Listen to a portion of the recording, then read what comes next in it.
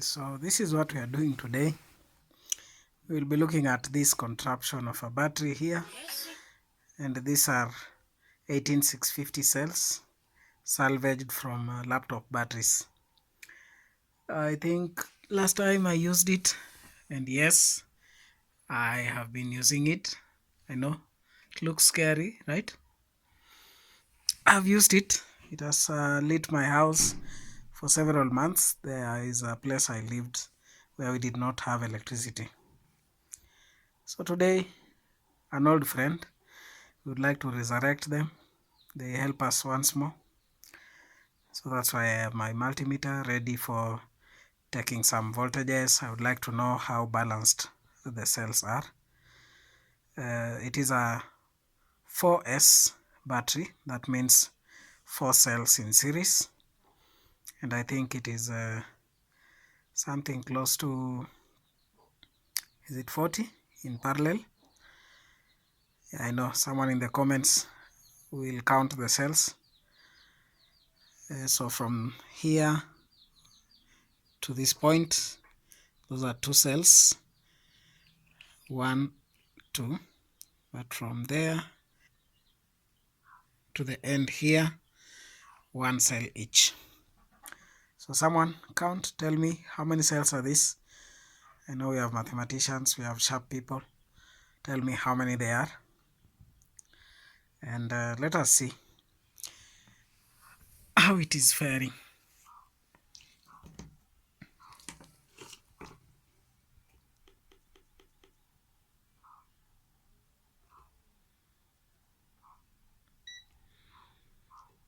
To voltage DC.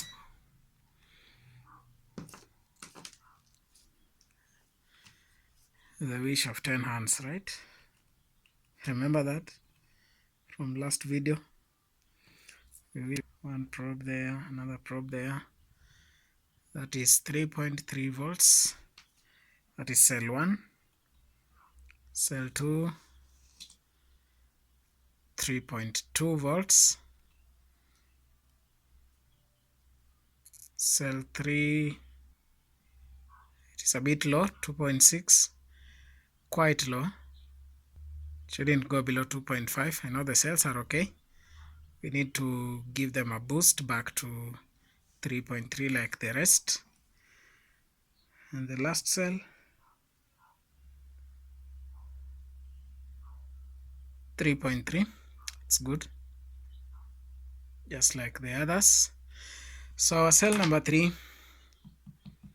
or the group number 3, needs a boost.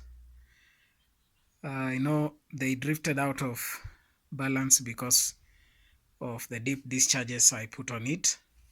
Where I lived, just like I said, I did not have electricity, but I still needed to do ABCD, run a laptop, charge phones, and this is my tiny teeny charge controller, not really charge controller, a BMS, battery management system. Not so great, not a lot of amps for cell balancing, but it is what it is. A man must do what he must do, and life has to continue. We have to charge our phones, we have to stay connected, we have to have lights. So this is what I used for roughly 3 months while I was living at a place with no electricity. So let's see what we can help this battery of ours with. This at home. If you're not a professional, if you don't know what you're doing, don't try this at home if you don't know what you're doing. I'll set my panel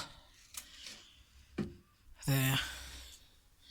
Let me now get a cable to get from my panel back to the house so that I charge up that group of cells. So I'm now balancing out the cell number 3, which was low, 2.6 volts. And we are now currently charging at 2.6 amps. The solar panel is outside, and I'm only charging the cell to bring it up to 3.3 so that it is at the same level with the rest. So here is a shot of the voltage rising. It was 2.6 and now we are getting to 3 volts.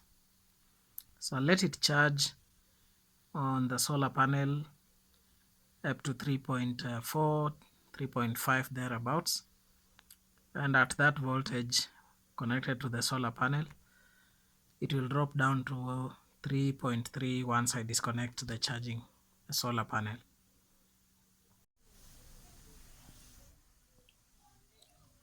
Okay, I think it is balanced enough for what I want to do.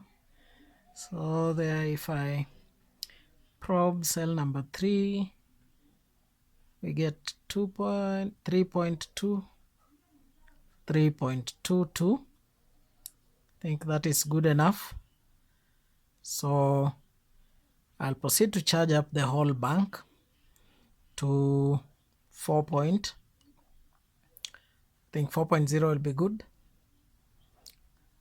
and then we shall do a capacity test.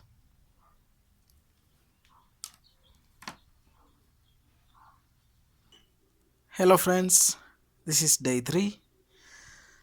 I'm back with this battery. I've managed to balance it off, so the cells, the groups right now are more or less the same voltage. What is remaining is we need to charge it up to full, and after charging it fully we will therefore set up our capacity test.